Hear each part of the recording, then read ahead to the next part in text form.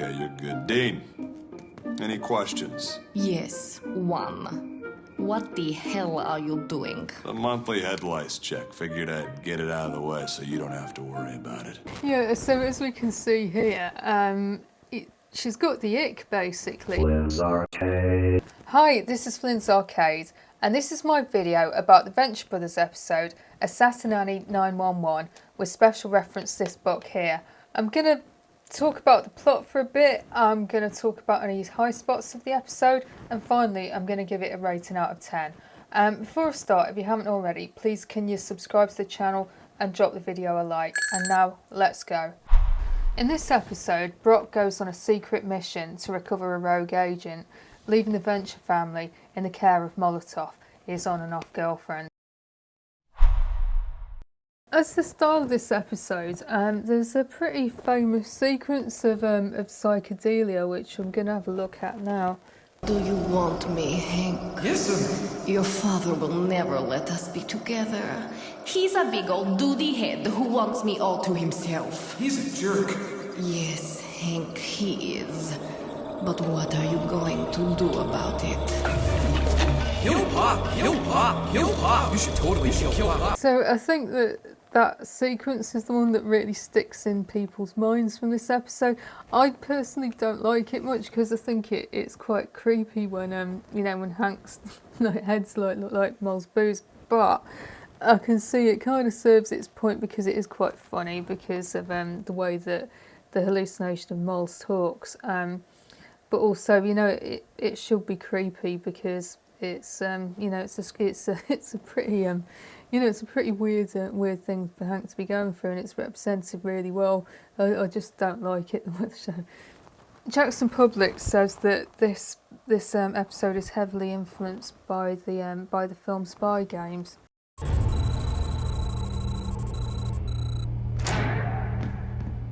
You Colonel Gathers? What? Oh, no, you don't! What do you want from me? Who sent you, you bastard? Personnel, Special Agent in Training, Brock Sampson, reporting for duty. Don't you salute me, you bastard! How? And Spy Games is about an ex-CIA agent who talks about his time in training a new recruit. There's a massive James Bond reference in this episode.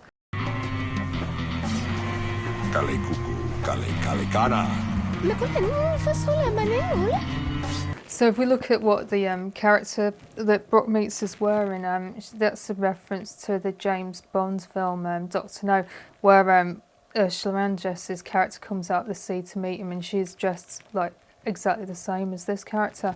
And there's also a big reference to the film Apocalypse Now, and the book. It was based on Joseph Conrad's Heart of Darkness, which is a story about where the protagonist goes off on search to find a rogue agent.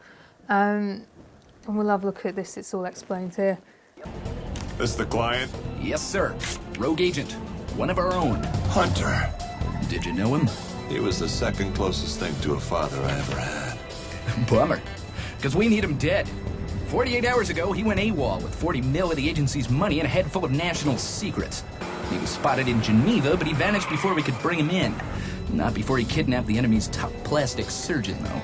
And as we've seen from that clip, is the whole concept of somebody with a head full of secrets, and that they've worked as an OSI secret operative for many years, and then they've sort of gone on the lam with their appearance changed considerably. It does sound pretty terrifying, and an adventurous event. Like, it's certainly something that you think, oh well, what's going to happen, and it could be anything.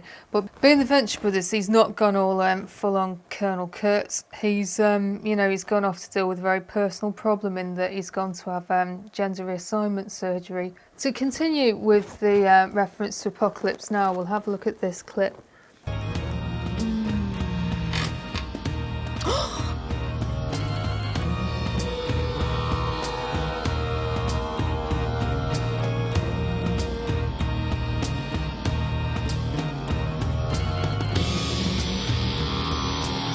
Father? Yes, Hank. I want to kill you. That's nice. Play pirate somewhere else, boy. Your father's busy. Which is it's a parody of the end sequence of Apocalypse Now, where Captain Willard finally confronts Colonel Kurtz. What's quite interesting that I found about this song is that, you know, I used to be obsessed with Apocalypse Now, like a few years ago. I've watched it a lot of times. It's a story that really fascinates me.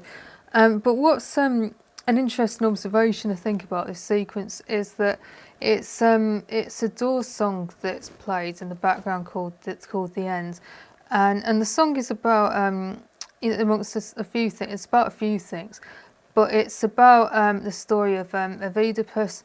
You know, and it was you know, the prince who blanked his mom and offed his dad. And I just feel that completely fits with the theme of this episode, the fact that Hank's trying to, you know, to do in his dad whilst because he believes his dad's having a relationship with Mol.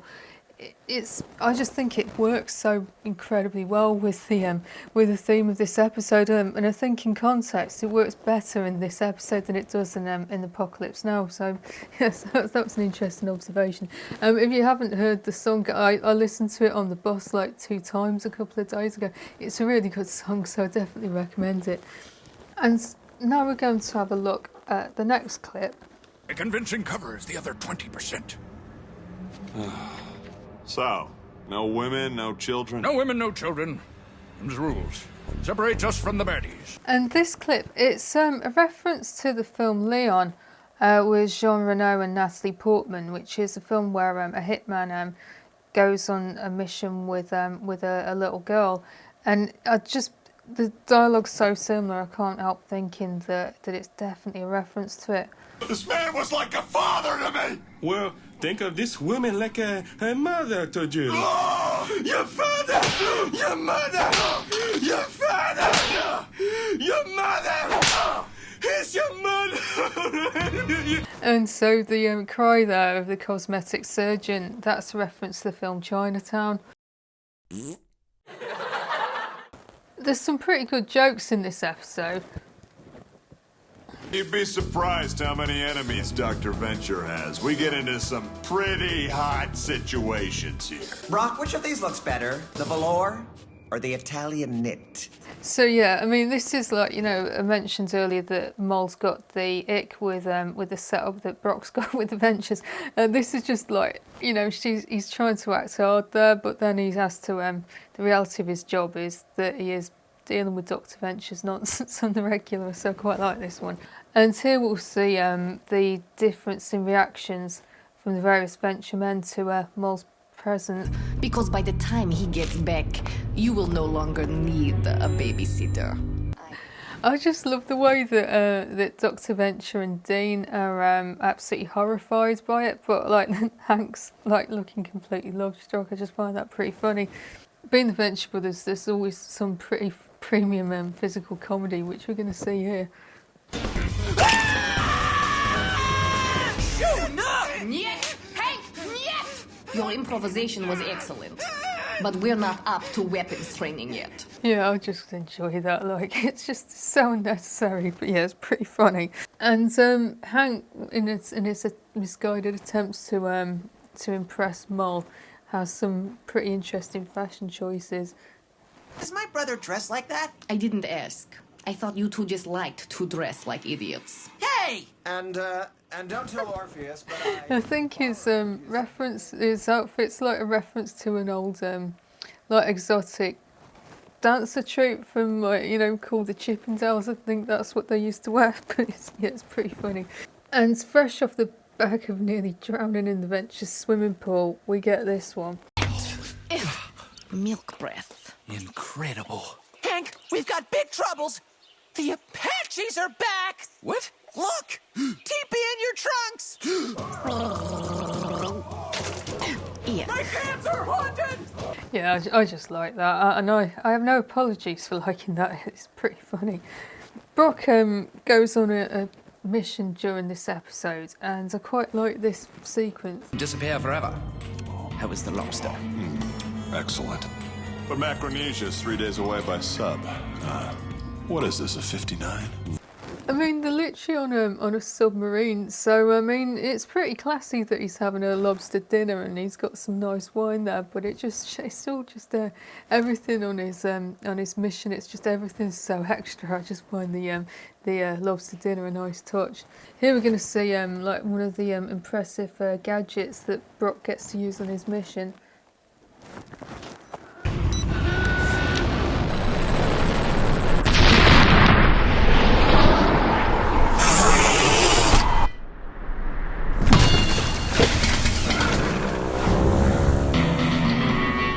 It's just so unnecessary.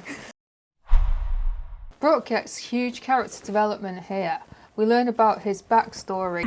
Samson Brock, born Omaha, Nebraska to a single mother. Half Swedish, quarter Polish, quarter Winnebago. You lost your virginity at 14, have one brother, and you enjoyed motocross. The Brock Samson you knew and were is dead. Happy birthday, Frankenstein! And this is the first mention of the organisation he works for, the OSI. Back in the pilot, I decided that Brock has two defining personality traits. He's sexy and he's violent. But because the Venture Brothers is often described as a masterclass in character development, I've kept an eye out for times when he starts demonstrating new personality traits. Earlier in Season 1, Brock had a few one-night stands, but this stops upon the mention of the only woman he ever loved, which is Molotov, who we're going to meet in this episode. The pair hadn't seen each other for a long time, but since she showed up in The Incredible Mr. Brisby, it appears that they've kept in touch since that episode. It also appears that he's learned a lesson from the events of home insecurity when everything went horribly wrong when he spent one night away from home, so he's picked up a sense of growing responsibility by arranging for Mol to cover for him. Jackson Public says that we also started to soften Brock. The previous season's finale is the beginning of him having a real relationship with the family and putting them first, as opposed to the guy who doesn't say much and seems to hate being there. And bearing in mind how strong Brock's feelings are towards Molotov, this clip's a really revealing example of how he has changed. All set. You can't tell me you don't miss the action, the danger. The moral ambiguity, the weirdness. Yet you choose to live here. Last chance, Samson. What's your answer? Sorry, Mal, but go Team Venture. Because this is a huge thing, because, yeah, he loves Mol, and so it's like he had an opportunity to go off on an adventure with the woman of his dreams and has chosen not to. And not only that, is he doesn't do that begrudgingly. He seems very happy to stay with the family. And so, yeah, that's a huge piece of character development. The thing with Brock is that everyone loves Brock. He's like probably one of the most popular fictional characters in existence. Throughout Season 1, I couldn't remember why everyone loved him so much. I mean, he did some impressive things, such as beating up somebody with his own arse and escaping them and surviving being shut into space. But in this episode, you can see the real, the emotionally intense sides for him that really started to come out. So yeah, he's quite a character, and I've remembered how great he is. Yeah, so I'd actually describe Brock in this episode as total wholesome masculinity. However, whilst a lot of viewers have started to grow incredibly fond of Brock during this episode, the same can't be said for Mol. Oh, okay, you're good. Dean, any questions? Yes, one.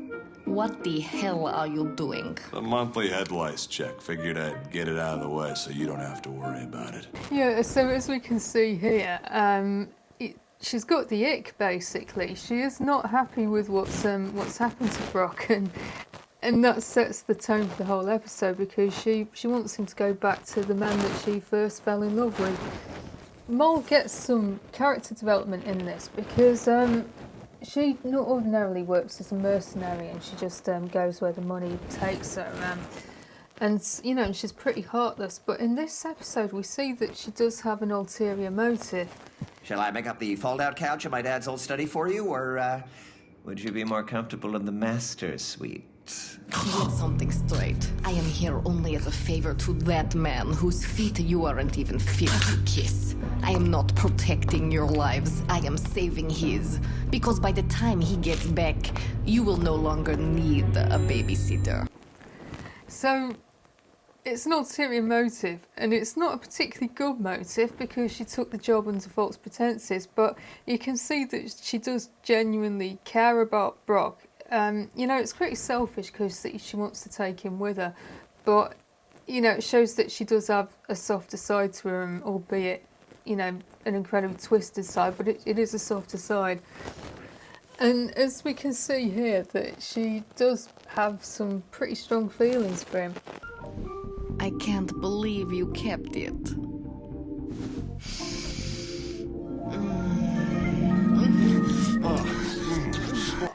So, you know, when she hangs out in Brock's bedroom, it looks like it could be like a really like romantic and sweet scene, but the thing with her eye, it's all kinds of gross, so that kind of lowers the tone slightly. But you know, they're a strange couple.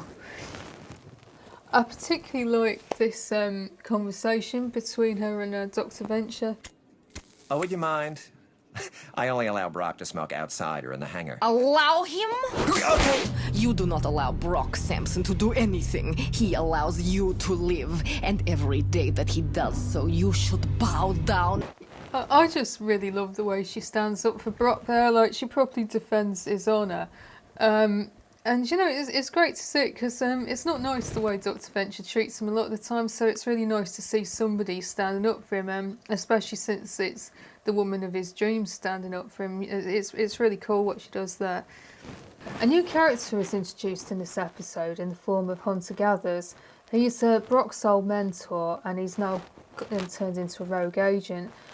He's influenced by the Gonzo author Hunter S. Thompson, and Jackson Public modelled him on Johnny Depp's portrayal of him in the film Film and Loathing in Las Vegas. And another new character is introduced in this episode in the form of Chiana's friend Kim. Nice bod. Thanks. I've been working out. A lot. I mean, we've already heard of Kim because Chiana mentioned her a couple of times in season 1. She's very noteworthy because she's one of those characters who have a really small part in the Venture Brothers, but everyone really remembers them. Like Scare Bear's one and Brick Frog's one, but Kim's another. And so yeah, she's finally showed up, and so yeah, this is what all the fuss is about. I mean, those characters, I think, like Scare Bear's frightening, Brick Frog's funny, and Kim's just known as being pretty hot, so that's why they really stay in people's minds. But yeah, it's the first sighting of her. So to sum up, I've completely forgotten about this episode before I saw it. I don't think I've ever watched it on purpose when rewatching The Venture Brothers. I think I've just completely forgotten about it. And upon watching it, I actually thought this is absolutely brilliant. I just particularly enjoyed the Apocalypse Now references, which, you know, go a long way with me. But I also really like the psychology of the episode. I feel that in this one, it's when we really start to see the Venture Brothers characters as fully fledged and well developed characters. So yeah, I thought it was great. I'm gonna give this episode a 9 out of 10 because of for that reason. And it also has some pretty good jokes in there. I mean, it's like they have some pretty good physical comedy, which I always enjoy, and you know, a bit of smut as well, which I also enjoy. So yeah, it's a good one.